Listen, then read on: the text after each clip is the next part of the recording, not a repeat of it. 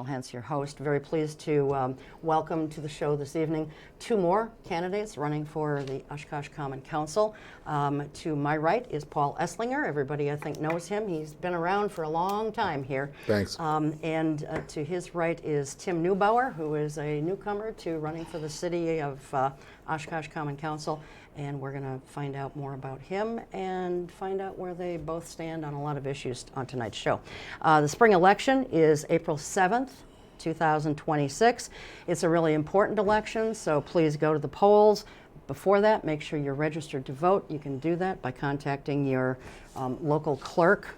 If you're watching this in the city of Oshkosh, that would be your city clerk, townships, your town clerk, whoever. And you can also go to myvote.wi.gov to see if you are registered to vote. And so I will leave it at that. So welcome to both of you. Thanks for being here. Cheryl. Paul, I think everybody knows you, but why don't you tell us a little bit about who you are, why you're running for council? Sure. Okay, I'll make it brief. Well, I've been here. I just turned, I can't believe I'm saying this, I turned 61 years old a week ago. Oh, wow. Happy belated birthday. Thank you very much. And as many people know, I've been doing this I've been on the council for 13 years. And it gets into your bloodstream and it doesn't leave. So I love the city. I plan on being here for however long I have left, and I feel that I can contribute some more. And so all in all, that's pretty much why I'm going back at it again. Okay. Tim, how about you? Well, like Paul, sharing a birthday here soon. I'll be 45 next month. I lived here pretty much my entire life, minus 1 year in Winneconne when I was a kid. I worked for Century 21 as a realtor. My wife and I, Katie, we own the Corbett House. That's how a lot of people know us in the city of Oshkosh. And then we own rental properties. So, yeah, I mean, I know a lot about this city. The reason I want to run is I always was one of them people that complained about what the city doesn't do or what it does do. And I really didn't give it much of a thought until we took on the Corbett House, and then I had to deal with all the inner workings of the city government for, planning department and inspection department, to where I'm like, wow, there's needs to be some change here. And that's what really inspired me to actually pursue this avenue. Sure. Well, I don't even know where the proper place to insert this is. But speaking of change, I was a little shocked today, as were I think most local cable access producers, and I think possibly Oshkosh Media staff, to get an email, and I'm not going to read the whole thing, but I will just read a portion of it. This is coming from our new Communications and Engagement Director, Drew Bailey, I guess is his name. I'm writing today to tell you about some changes happening at Oshkosh Media. With the expansion of the new division and the additional responsibilities that have been assigned to our team, we anticipate needing to repurpose the space currently used by the Oshkosh Media program in order to support the broader communications and engagement needs of the city. The name Oshkosh Media is owned by the city and will be retired as our team moves forward under the Communications and Engagement Division. As part of this transition, the city will no longer be able to house or oversee any community services, any community media services, including the radio station, the TV studio in which we're taping this, and other media services currently operating under Oshkosh Media within our building. Beginning on May 15th, so a little more than 2 months from now, the recording station and current Oshkosh Media TV studio will no longer function as a TV studio or creation source. The channels GovTV and Life TV will cease operations at that time. This means the space you are using to produce your content, this show and all the others, will no longer be available, and the public access channel will no longer operate or accept content for air. So, and then it just goes on and on and on. But basically, this show and Oshkosh Media, as we've known it for 40 years, I believe, will cease to exist as of May 15th. all in the under the guise of needing space. I guess this is such a huge space that they need here. It seems that there is no press release that is going out, at least as of this moment. There doesn't seem to be a press release that is being drafted, none that we're aware of anyway. And this was evidently made without City Council approval. I don't even know if council had input on this. So while we're talking about things changing in city government, you know, since this is first and foremost on some of our minds, certainly mine, what are your thoughts on this, guys? Oh, well, like you said, well, we had this conversation out there. I find the reasoning a little unjust. I mean, the space down here is not very big. You're going to gain 2 to 4 offices, maybe. I feel like there's other places that we could have put these people. It could be a move to push for a new city hall, say, hey, we're running out of space, we got to get rid of this to expand. It'll be interesting to see where this goes. Hopefully, this maybe can be brought up at a council meeting, and maybe we can work something out to keep this program going. It's been a part of Oshkosh for what, 40 years, you said?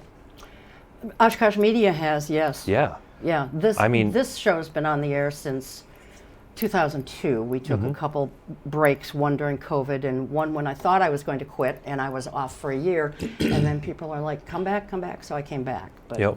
so. But I don't know. I just don't like the reasoning behind it. This show and this media here is a great way to get out things that are going on in Oshkosh, this type of format. I don't know, did you say that they're still going to be recording the council meetings? They'll still be doing council meetings and probably school board meetings. Well, that's but good, there at won't least. be anything like this. And, you know, I'm becoming a little cynical about the way I see things going in this community. And the fact that this is coming from 1 or 2 people without a council vote, I think is deplorable and inexcusable government. I completely agree with you. And how can we, and I'm not trying to be mean or anything like this, but how do we know what's good for Oshkosh when our own city manager doesn't reside in Oshkosh? Like, I understand she's got family and a kid and stuff like that, but it's really hard to know what's in your community and what's good for it when you're not even a resident here. Right. And like I said, I'm not trying to say that in disrespect. I'm not trying to downplay her or say what she's doing is a bad job, but I think this is one really bad decision. And I also believe that being a resident here is important, and I think it's important to a lot of the voters in this city as well, from what I've heard. Sure. Paul, go ahead. Well, there's just so much to say. Where do here, you Cheryl. start, I mean, right? It's, I learned of this as you learned of it when I came through the door here this evening, taping on January 5th, Thursday evening. March 5th. I'm sorry. That's okay. That's all right. Head is in the clouds here. I guess I have more questions than I do answers. You know, why is this a money issue? Is this a space issue? Was the council consulted on this? Is this a unilateral decision? Why wasn't the council, versed on what's going on here?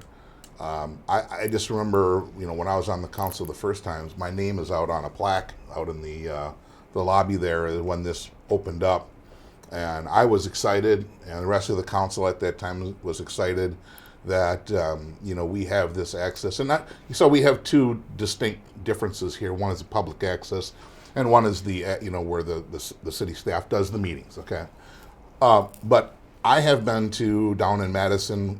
There are awards given for shows like yours, other shows. Oshkosh is above and beyond, and I hope no one takes offense to this, but Oshkosh's programming and shows and quality and the folks that go into that are just heads and tails above everything else. Sure.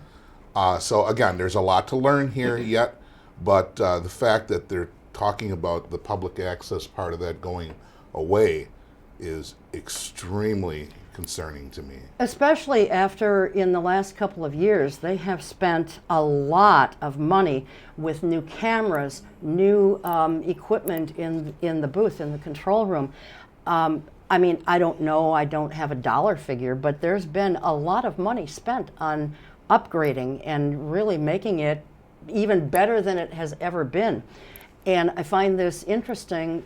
If the council hasn't decided on this, if they've not made the decision, and I haven't seen it brought up at a council meeting that I've watched, so my gut is telling me that this is coming from the top, from our city manager and our newly hired communications and engagement director, whatever he's doing with engagement. I don't know what that's all about. But anyway, I think it's coming from those two. And what's interesting about that is it was just a month and a half, 2 months ago, that our city manager, Rebecca Grill, sat right there where you're sitting, Paul, and committed to being on this program quarterly for the rest of this year. Mm-hmm. So she either made a very snap decision or someone put a bug in her ear about something, but don't sit there and say you're going to do something. She already had backpedaled on that and gave me a song and dance as to why she wasn't going to be coming on quarterly.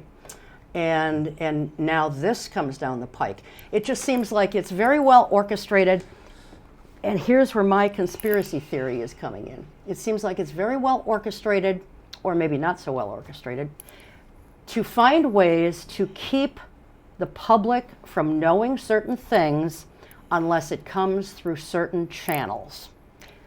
And I can't help but feel that way when I see things like this happening. Yeah, yeah. Well, like Tim said, we have a city manager now that does not live in the city. And I just want to review when we hired, I was still on the council when Ms. Grill was hired. I went through the whole process of interviewing her and the other candidates. And I think, as far as doing the job and changing things up, I think she can do that. I've ultimately voted no on hiring her because I did not like the fact that she's had no plans really of being a city resident. And Tim and I and all the rest of the people that are running for city council, we have to live in the city to be a city council member. And so if the person at the top doesn't live in the city but collects a salary and doesn't contribute to it financially, that's sending a message that to me it makes absolutely no sense. Well, I had this for further on down, but since you brought up salary, let's talk about salary. She was hired under the proviso that this is what her starting salary would be, and 6 months after she started on the job, she would be given, I believe it was a $9,000 a year raise. And that was before she had even spent 1 hour working on the job. I don't know of any other business where an employer guarantees you that kind of a raise, or any raise for that matter, before you've even started working for them.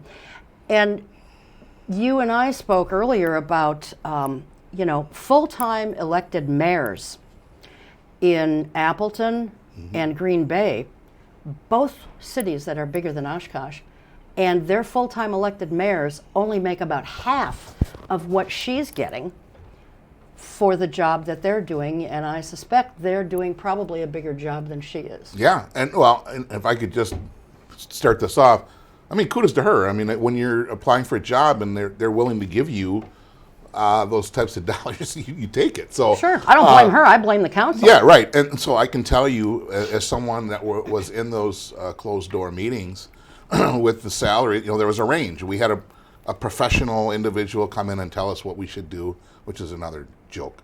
And so we had a range. It was like 185 to 225. And, Mr. Roloff, who had been here for 16 years, was in the, I think, 230 range, I think, when he left. So we started Ms. Grill out basically almost to where Mr. Roloff had been after 16 years.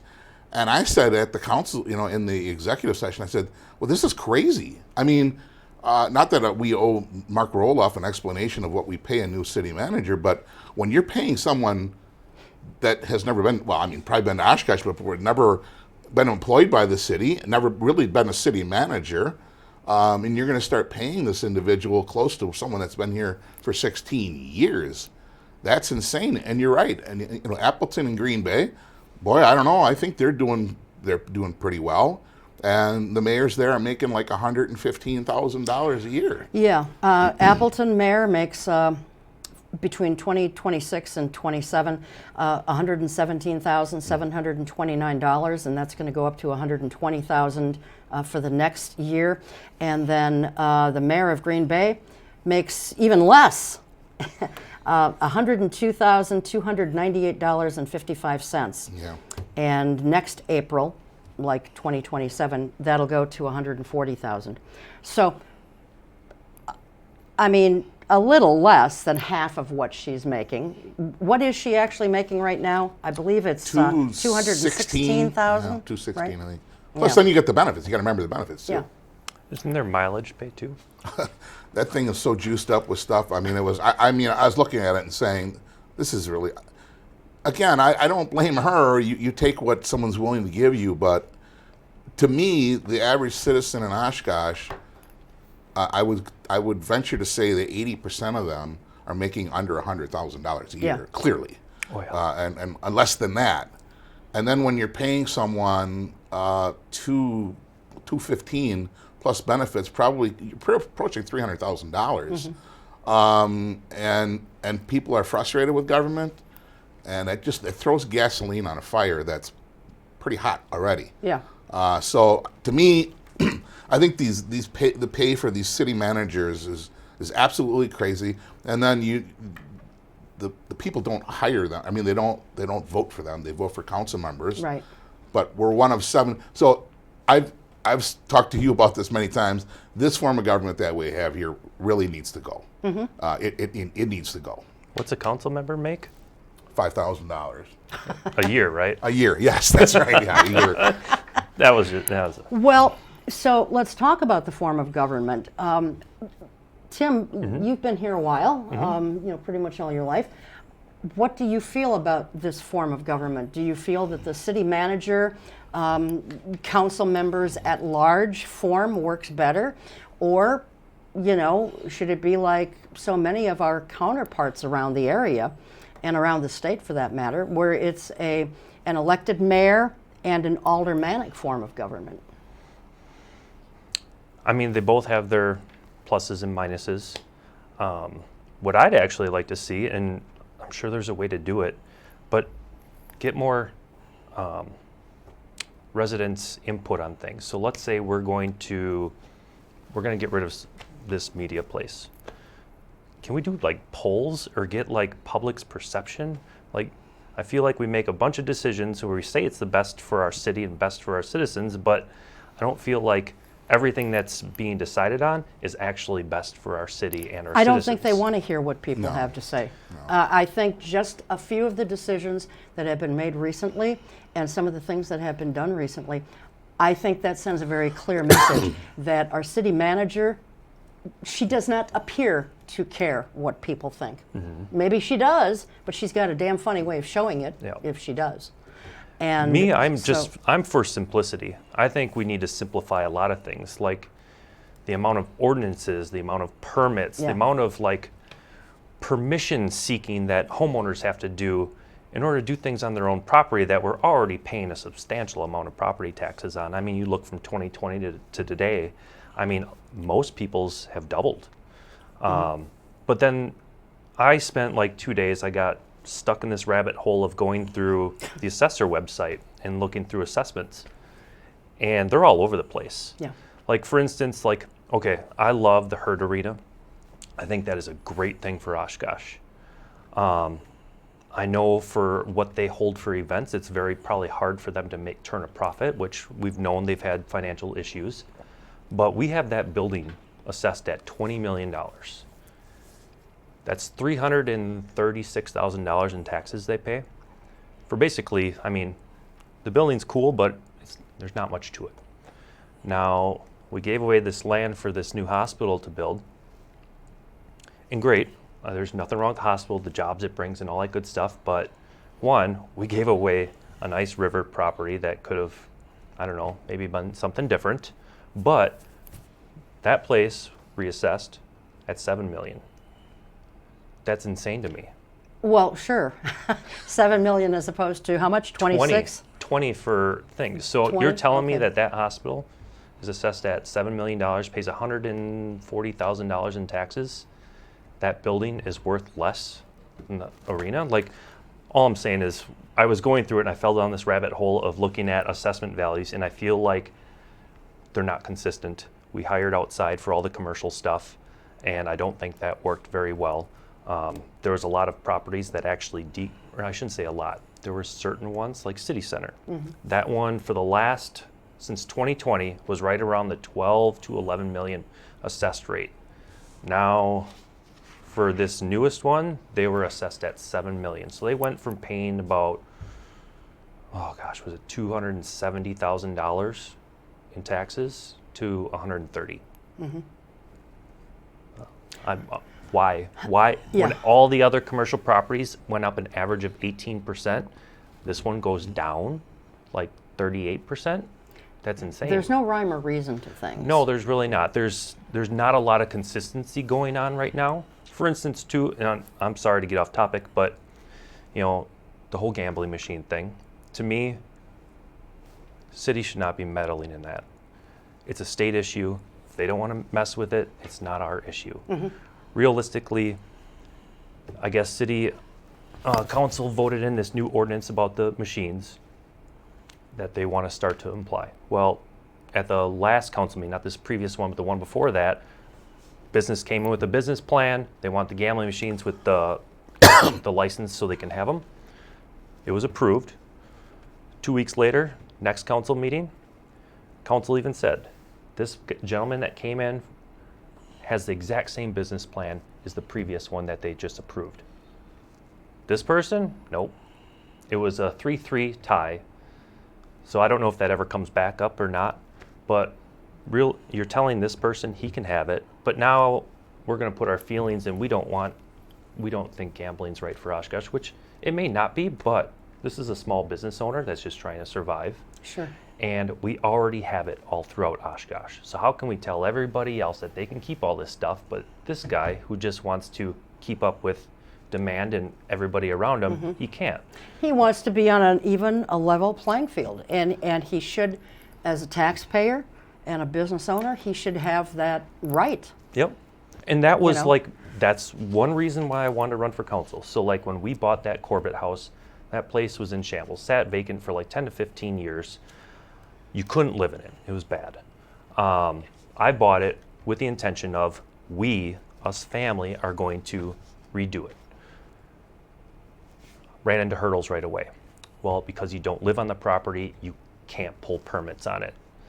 And so my big argument was, well, me living on the property doesn't make me any more or less qualified to do the work. I'm just trying to do it the proper way. You guys are still coming in and you're going to do all your inspections. You're going to tell me if I'm doing something wrong. Why am I being punished off of this one little ordinance? There should be less governing when it comes to people's properties, and we should allow people like myself who I can't afford to buy a 7-8 bedroom house for all of our children. Right, right. This was our way of doing that for our family, not to mention creating this nice little story that our children can see what hard work can get Sure. you in this country, which is what we're built off of. Yeah. Well, yeah. So let's talk about some other things here. Paul, I want you to speak to this because you had applied for the communications and engagement manager position. And you were never even given the courtesy of an interview.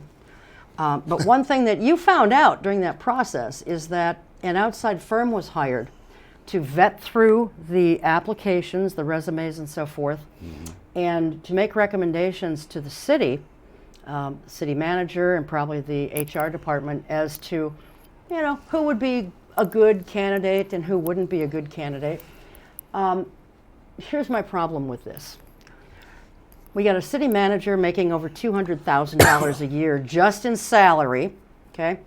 And then we've got a human resource department, and it seems to me, maybe I'm wrong, but it seems to me that with the talent that we have, with that, I think, overpaid city manager and a human resources department, are they suggesting, and I think they are, by the fact that they're hiring an outside firm, that they aren't competent or qualified to vet through a bunch of applications? Hell, I could come in and do that.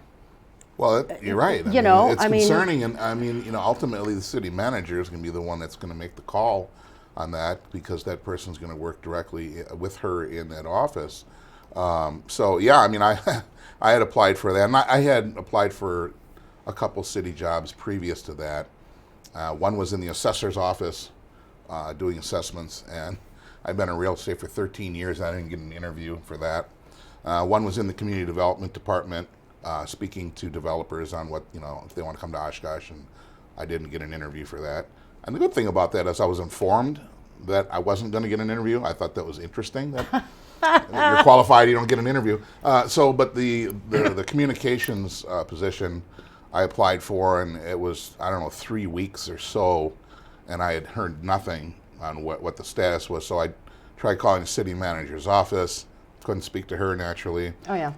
Got transferred over to the HR department, and I talked to, I can't remember her name, nice gal over there, and she said, well, there is an outside firm that's going through the resumes, and I'll have someone get back to you in one way or the. So the next day, this woman from the outside company called and said, yeah, we're gonna offer the job to someone else. And I said, and when were you going to let me know that? Because here I have to chase down where we're at in this challenge that I have here. And so this woman calls and says, well, it was almost like, too bad, so sad. Yeah, thanks, but no thanks. And my point is, you have to be professional about these things. If someone is taking the time and applying, I would hope we have a policy that if you are not going to be considered, that a phone call is made or an email is made saying, in a week or two. Yeah. And you have that with, when you put the bid out, or when you ask for people to apply, we'll get back to you at such and such a time. And when you can't even do that, it's disrespectful. It creates bad will, I think. And for me, I'm just wondering if there wasn't some kind of blacklist, maybe, that has been created where Paul Esslinger is not going to be getting an official job with the city of Oshkosh anytime soon. Yeah. Well, I totally would support that thought, I think. Yeah. But my problem is why, they boast about, they cut $40,000 from the Poor Humane Society's budget. Don't even get and me yet, all that. and look at what they do. They hire out someone to vet through applications for this position. And they've probably done that with a few other positions too, I believe. I don't know how hard that is to go through some resumes. I don't think it's that tough. I don't think it's that tough. I would imagine that had to cost the minimum of $5,000, if not more. Yeah, I mean, I would And think for so. what? I don't. But then, as soon as they cut that 40 grand or whatever it was from the Humane Society's budget, they approve. How many $1 million was it in a footbridge to go over Highway 41? About 10 to 12 million. Yeah. But doesn't include buying the surrounding land for it. Right. Big deal. It wasn't necessary. I'm not a footbridge fan. If it's really about safety, let's go back to the state level and maybe try to remove our roundabouts from the bridges. Thank you very much. Yeah, because those roundabouts. Getting back to that show, that's what I'm saying. For a council member, look, everyone runs. I'm going to do a great job. I'm going to really cut the budget. I'm going to give everyone what they want. I'm the greatest person in the world. Blah blah blah. Okay, the reality is you can't do everything. You can't give everyone what they want. So When you can't do anything on your own. You can't do anything on your own. can't. And you have to, I learned that real quick. So you have to be judicious in what you're doing and understand that you need to have priorities. And if you're telling the citizens that vote for you, I have no problem getting rid of $45,000 in the budget for people that go out and save animals that are out in the cold and are hurt or whatever, need medicine, whatever. And then literally at this meeting, at the council meeting we're talking about, at the budget meeting, literally minutes later, gleefully talking about putting aside millions of dollars, not for a car to go over a bridge, so you can walk over a bridge. In Oshkosh, Wisconsin, when you have, let's count them now. You have Highway 44 you can go over. You have 20th Street you can go over. You have 9th Street you can go over. You have Witzel you can go over. And you have Highway 21 you can go over. There's 6 bridges. Now we need one so you can walk over it. Not to Well, mention, maybe you can get your dog or your cat and walk over it. well, the thing is too is, Yeah. you know, the location of one bridge isn't going to solve the issue. Somebody on 9th Street is not going to venture all the way over to, because it's probably right around where the bar is, just to cross over the bridge. They're going to take that direct route. Right. You know? I want to talk about. Oh, I'm sorry. Oh, I'm go sorry. ahead. And like for me, we look at all the changes that we're doing, like, and I'm probably hurting myself doing this, but like all of the bike lanes that we have. Like when I was a kid, we all just rode on the sidewalk. Yes. And if somebody was walking, we were polite and we just all went around each other. Yeah. But we are shortening up all of our roads to single lanes, impeding traffic even more for something that's used by, I'm going to say, less than 10% of the population of Oshkosh. And it's the same thing with this footbridge. My guesstimation, which I was told I was wrong, was 5% are going to use this bridge. I can tell you, I mean, how many people from the north side of town are going to walk all the way to use this bridge? Nobody. I mean, we're spending all of this money for an extremely small portion of the city. Same thing with like all the bike lanes. Anybody who lives here knows you go down 9th Street now, you go down Jackson, you're doing 27 miles an hour. It's Yeah. Oh, yeah. frustrating, Yeah. you know. No, I get it. So going back to the form of government, you know, Paul, you and I and some other folks tried a few different times to try to get the form of government changed. And I don't know, I guess I'm hopeful that maybe now we have a little bit more enlightened society about things. Maybe there's going to be people who don't like some of the changes that our city manager and some of her cronies are making. It just seems like they are taking less and less away from the citizens in the way of being able to know what this community is doing. And I'm going to say one other thing about Rebecca Grill, and that's she seems to have, I don't know, to me, it seems like she has this sense that because she's not elected, like you guys on the council would be, that she doesn't have to answer to the public. Well, that's a bunch of crap because she's getting paid a lot of money out of every taxpayer's pocketbooks. And therefore, she does need to answer to the public, whether she understands that or not, or whether she agrees with that or not. And maybe she does understand that and just doesn't seem to care. I don't know. But her actions completely, they are not in, they're just completely different from what her words are. She says one thing, but she does something else. And Welcome to government. Yeah. yeah. Well, that's why the government needs to change. And Yeah. so how, there's a couple things that you brought up to me. One about the way the city council does things. When you were on council before, and this is the way it was for many, many years, if you wanted to have a discussion item brought forward, you just called and had it added to the agenda. Yes. That has now changed. Is that something that has changed under Ms. Grill since she's been here? No. Or before her? In fact, it was strange because when I was on the council the first time, like you said, if I wanted to put something on the agenda, I called up the city manager, I called up the city attorney, or the city clerk, and I said, I want this on the agenda. And as a person that's elected, you have that right. So then, when I got back on the council after that long break, I called and wanted something put on, and well, that doesn't work that way. And I said, what do you mean it doesn't work that way? Well, you have to bring it up as a discussion item. Then, after the discussion, you need 3 other council members have to say they agree with that. Then it gets put on the agenda for an action item. And I said, that's the dumbest thing I've ever heard. I mean, why would a council? So then I thought, well, I'm just going to bring this to the council, and of course the council is going to say no. I mean, now there may be things if you were on a council you brought up, and I don't like them.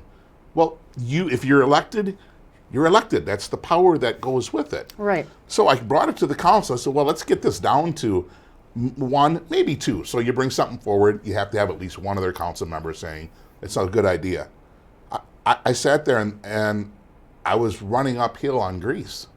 They didn't want to do that. And why would you want to abdicate your own responsibilities, number one, Right. and put more power, it's essentially putting more power into the city manager's seat here, because the city manager, let's face it, the reality is her and her staff come up with 99.9% of that agenda. Right, right. So now if you're saying a council member can't put something on it may be you and I had a conversation one night and you said, Paul, why doesn't the city do this? That's a great question, Cheryl. I'm going to put that on the agenda. Well, now I can't. Now I'm going to say, well, I'm going to have to put it on the agenda, and then you're going to have to call the rest of the council members to see if you can. It's ridiculous. If I bring something forward and people don't like it, then they vote no. But at least it's on the agenda then, so then the public can see it on there. And they can see that you brought it up. And they can see I brought it whether up. it was a concern. And they can hear some discussion about it. But it at gives least. them the chance then to come to the council meeting and come up and say, Paul, that's the stupidest thing I've ever seen, or why haven't we done this before? That's the way it works. It's not one person making $215K a year sitting in a chair that doesn't want to talk to someone. And maybe we can get into, you can't talk to the staff either because that's verboten.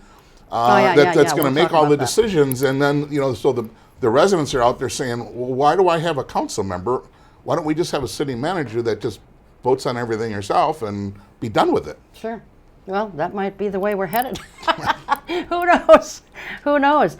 So how would we then, since we can't seem to get things, or you guys as if you're elected to the council, since we can't seem to get those things on an agenda, how do we as a citizenry, as a body of citizens and taxpayers, how do we get a change of government referendum on the ballot?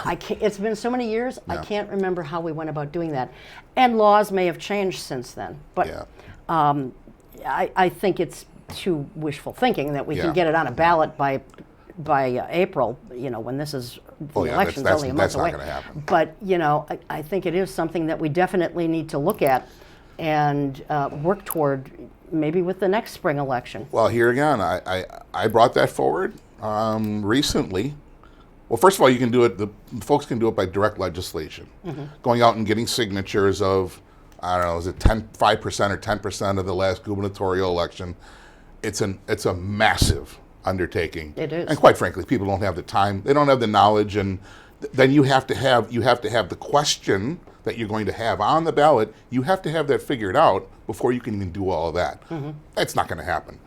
I brought to the council, I said, why don't we just have a real simple question? Do the citizens of Oshkosh like the form of government that they have, or would they like to see something different? Yes or no? Or yes, I want to continue, or no, I want something different. That's it. The council, and then so the council could put that on a non-binding or a binding referendum. I'd say non-binding in this case, and then the people get to give their opinion. Sure. What's wrong with that? I think I got one other council member that said, yeah, go ahead and do it. I don't get it. Someone's got to explain to me why you wouldn't want the people to be able to decide if they want what they want in their own form of government. Because they don't want to hear from the people. Bingo. That's what this is all about. And that brings me to my next question. City Manager Rebecca Grill, boy, we should have been counting how many times her name is mentioned here tonight. She sat there in that chair saying, she wants to be, more transparent with the public and promote accountability and this, that, and the other. And since then has done everything but be transparent. But what do we need to do to get more transparency and more accountability within city government? Go ahead, I'll let you tackle that one. And you can go first, Tim. Well, I loved what Chris Larson did when he with his social media. Like, he was a very well-informed and informed everybody. I think we need a lot more of that type of style. Like, I think we need more from our council members too, to get information out there. If there are issues that are coming up or something that like I feel is wrong, but I have no support for, I at least want to let people know, hey, I tried to do this. This is why I feel this way. I didn't get any support. Because right now, kind of like whatever decisions are made on the council kind of gets put on everybody, even though somebody didn't side with that. But like I said, either way, there needs to be more communication. We need to get information out there. There has to be some better way. And like now we're getting rid of this media outlet. Well, that's not really being transparent or getting out that news anymore. No, it sure isn't. There has to be something better. Whether, my guess is they're going to go to the social media platform or TikToks or whatnot. And I mean, probably half the city residents I don't don't even know use that TikTok. that's going to work, and I don't think that they should be going the route of TikTok. I mean, we've got a lot of aged people in this community, and I'm getting to be that old. I don't have TikTok. You know, I just have Facebook. I don't have TikTok either. I have But you Facebook. know, there's a lot of folks in this community that they don't even want to use the computer No. or the internet to pay a bill, Mm-hmm. much less look for information on their local government and what it is doing or what it's failing to do. So maybe with Facebook or something like that, but there, you know, there's got to be a way of reaching the younger folks as well as reaching those who are suspect when it comes to, you know, social media and other types of online communications. But to basically take a shovel to this is ridiculous. Yeah. Well, you know, and two, I don't, if you've navigated the city's website, I mean, it's not the easiest thing in the world. Things aren't as easy to find as you would like. But do you know that they spent a ton of money redoing that website? Yeah. And I don't think it's as user-friendly as it was before they redid it. But I think also too, people need to start holding themselves accountable on, you know, how they vote, how they pay attention to what's going on in their city. Like there is stuff on there that you can look at, and I would love if everybody would, you know, pull up this year's budget. It's 350 pages. I went through every single page, and it's very hard to figure out where your money's going. I would like a simpler way of showing people. I know there are some charts and graphs of other ways of explaining it, but there is so much in that document. I would love to see, you know, for instance, when it comes to staff pay, break it down. How many staff is that going towards? Are we paying $1 million in staff salaries to 2 people? Like, it'd be nice to get more breakdown and more transparency when it comes to how we're spending our money. And then look at the city's 2024 like redevelopment plan. There's tons of stuff in there. For instance, like expanding the sundial area and that whole park area. Well, in there, they're talking about tearing down Good Girl Tattoo and piercing, and then the building right next to it that's still vacant, and expand it to more green space. Well, I can tell you, Chris is not going to sell that building. She's stuck her heart and soul in that building, but yet the city must find it an eyesore and wants to expand this park, which, I'm sorry, we don't need more parks. We don't need less taxable revenue for parks. We already have a ton, and we spend a ton of money in our parks department budget for all this stuff. I mean, we have a park across the street from my house, Row Park, that gets its lawn cut once, sometimes twice a week. Now what pulls up? 2 city workers, a 20-foot trailer, 2 lawnmowers, a big F-350, and all this other lawn equipment, and we're paying these guys probably $30 an hour to mow lawn. Okay, and then we have maintenance, we're paying benefits, we have to buy all this equipment. Why don't we look at, is it more cost effective to maybe third party that? Give some of that work to people who already work in this city that have lawn services? Is there other ways we can save money without maintaining and then having to keep build all these huge buildings with taxpayer money to house all this equipment? And then we're updating this equipment every 4 to 5 years. Yeah. And these departments are pretty much forced to update that stuff because it's in the budget, and if they don't use it, they lose it type thing. We're down to about 13 minutes, and sorry. I want to talk about a few other things. I want to talk about affordable housing. That seems to be the hot button issue that everybody talks about, but it's a very real problem. So where does each of you stand on affordable housing? And when I'm talking about affordable housing, I'm talking about for low to moderate income folks. Can I Paul, start why with- don't we start Ooh, with you? Can I start with that one real Yeah, quick? no, go It's for it. on Go the ahead. top of my head. Go Yeah, ahead. he's So, me and my wife are investors. We own rental properties. We try to keep our rents like we're probably below what a lot of the rents are around here. Or we are actually. Only time we raise rents are when costs go up, which are basically taxes. In the last 5 years, our rents have gone up, and that's just to keep up with taxes. That doesn't keep up with anything else. So if we want to keep more affordable housing here, we need to keep that tax level, because every time we bump that up, I mean, I'm sorry, it's an investment property. I'm not going to take that hit. I can't afford to take that hit. I'm not a huge investor. Like we're small time in it. Yeah. So that's one thing. Two, as far as affordable housing, we keep building these gigantic apartment complexes, which I don't know. I'm not a huge fan of, just because I actually, it's probably unpopular opinion, and it probably hurts me saying it, but I actually like the size of our town the way it is. I don't want to get too big for our britches, and pretty soon, from when I was a kid, I think our population was like 50,000. I think we're up to 66 right now. The bigger the city, the bigger the problems. The more people you bring in also brings in more crime, there's just tons of avenues of it, and takes up more resources, which then drives up costs. I would like to see more affordable houses being built. If we can do something like what Habitat Humanity does. I mean, they build a slab house, a 2-3 bedroom on a slab, very low Yes. cost, which for what that cost, somebody can own that place for what they pay for one of these new apartments. Sure. But we are somewhat landlocked. Well, not somewhat, we are landlocked. We've got water on pretty much every side of us, it seems. So we can only do so much, and then we have to start going vertical. And that typically Or we just means, stay at our size. well, yes, but if we're going to build things for low to moderate income people, I don't know. Paul, where are you at with this issue? Yeah, well, I mean, I guess my definition of low to moderate income might be different from someone else's.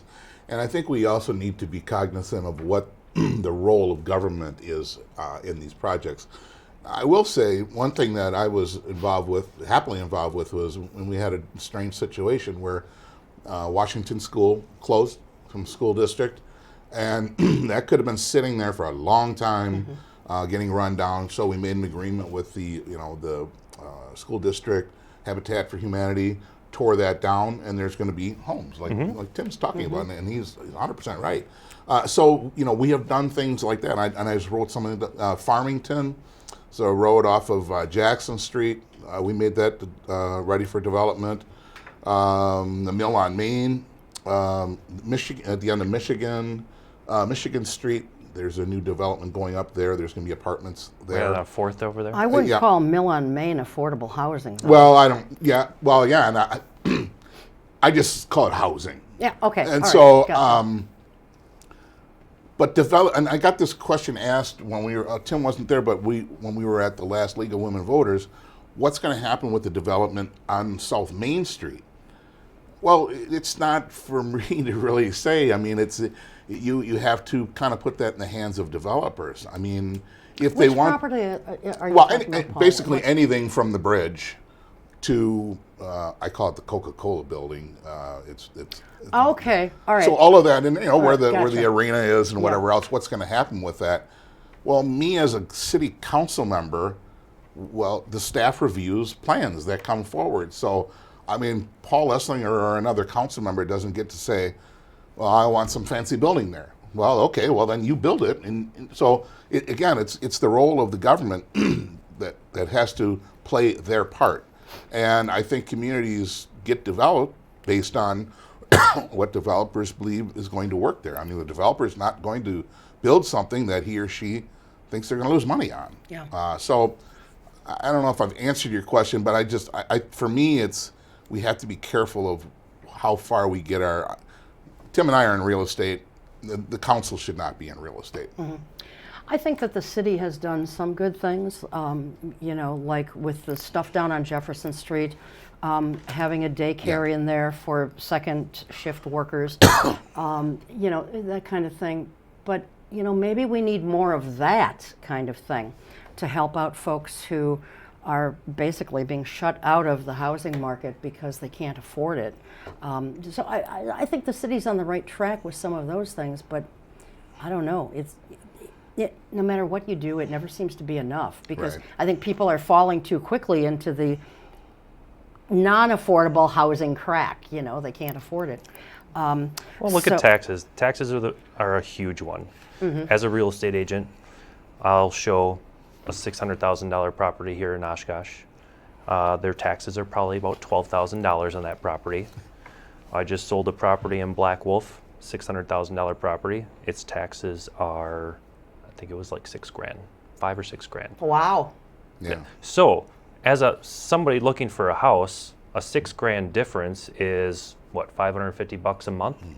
So now I can afford even bigger than what I planned on if I was buying in Oshkosh. Sure. Like, that all affects on what we can afford. Well, sure. Is your taxes, and it affects, obviously, what I said before, the rents. They can pay. They can charge and pay less taxes over there in Winneconne or Black Wolf. I'm sorry, wherever you said, because they don't have to pay a city manager $200 and some $1,000 a year. Before we run out of time, I do want to touch on the so-called wheel tax, this vehicle registration fee. That was passed into legislation a couple years ago. It was intended, as you guys both know, to help offset the special assessments that people were getting for their, streets when the streets were being repaired.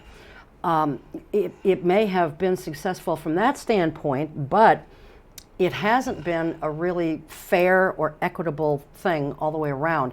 So what do each of you think about that? And if you were to get elected, would you consider repealing that and doing something different? Paul, why don't we start with you? Yeah, I'll take that first. I was on the council when that came forward, and I voted no. It's the dumbest thing, because the roads are being torn up by 18-wheelers, route trucks, big, massive trucks, and ones that travel over it and over it and over and over it.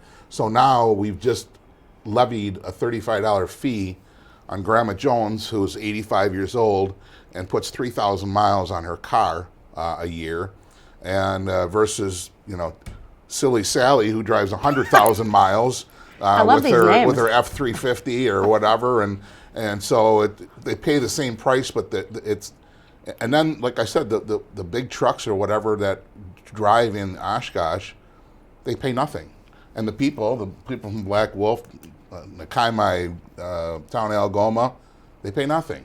So what would be your solution then if you were to get on the council, Paul? This would require some work at the state of Wisconsin, but I do this too. I'm not just a council member that want to represent people from Oshkosh. I want to represent their interests, try to change things at the state.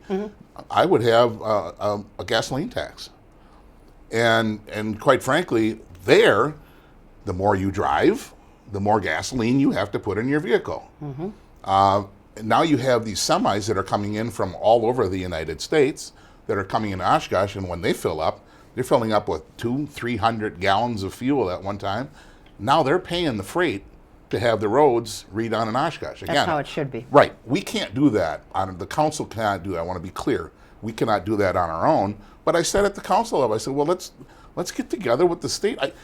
Everyone, the council and city managers love to blame the state for everything. They're the boogeymen.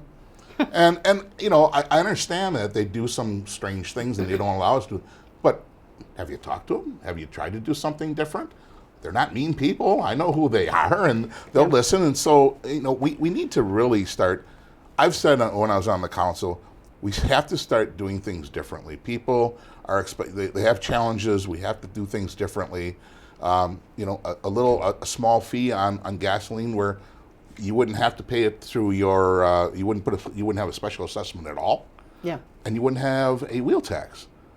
And then, so the people that are coming from Chicago and Green Bay and whatever are now paying for our roads to get done? Does that sound like a good idea? I like it. Tim, where are you at on this? I mean, he With laid about it, 3 minutes He laid it out left. pretty good. The only part I do like about that is now people who rent and don't pay property taxes and all that, they're putting in their portion towards the roads. But yes, it leaves a lot open on the other end for all this other stuff. I mean, I love Oshkosh Truck. They do great things for the city, but those things are rolling up and down Oregon Street all the time. That's a lot of wear and tear Yeah. on our things for that. So, and those, as far as I know, aren't registered. They're not paying a $35. So, I mean, there's got to be a better solution than what we are. And, you know, they brought up the 0.5% sales tax thing.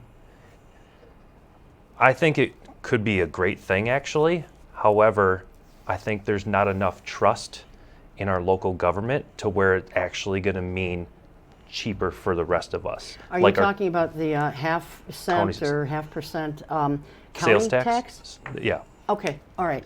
Two different things. There are two different things, but like, eventually getting kind of to the same point. correct. So, okay. All right. We've got about, well, why don't you each take about 30 seconds, look into this camera right here, and tell folks why they should vote for you on Tuesday, April 7th. Go for it, Tim. Oh, you want me first? Sure, All go right. ahead. Well, it's a good question. I'm literally just a very simple person. I want what I think a lot of other people want. I want a great city. I want things to be more affordable. I want more freedoms for us, as in property owners. Landlords should have a little bit more freedom when it comes to, like we talk about how landlords are slumlords. We'll give them more opportunities to actually want to make their properties better. Okay. So I'm just for more freedom Okay. and cheaper. Okay. Paul? Thanks, Cheryl. Thanks for having us on the show. You know, I've been at this for 13 years, and while you've been there 13 years, you agree and you disagree on issues. I think that in those 13 years that I've shown to be a fiscally conservative individual, and I really do care about your opinions. Try to get things done that's best for the city of Oshkosh. So I wish I had more time to explain all that, but I don't. So I just appreciate your vote on April 7th. All right. And just very, very quickly, just a one-word answer. If you guys were elected, would you put the money back into the Oshkosh Area Humane Society's budget? Tim? Yes. Yes. Paul? All right. Excellent. I will say, if I do get elected, my whole paycheck is actually going towards Yeah. the Humane Society. I already said I would do that. Wonderful. Well, So, thank you for that. Not that it's much, but it's something. Well, it's something. So, all right, guys. Thanks very much. Good luck on April Appreciate 7th. Please, again, make sure that you're registered to vote and that you do vote. It's not just enough to be registered. You actually have to go vote. You can do that in one of three different ways. You can either do early voting whenever that early voting period opens up. You can vote by absentee ballot, or you can run the risk of whatever the weather might be on that day and go to the polls on the actual election day, which is Tuesday, April 7th. But however you choose to do it, please make sure you're registered and that you do go and vote. Thanks to my guests, thanks to my crew, and thanks to you. We will see you next time. Until then, take good care. Keep your eye on us. We've got our eye on Oshkosh.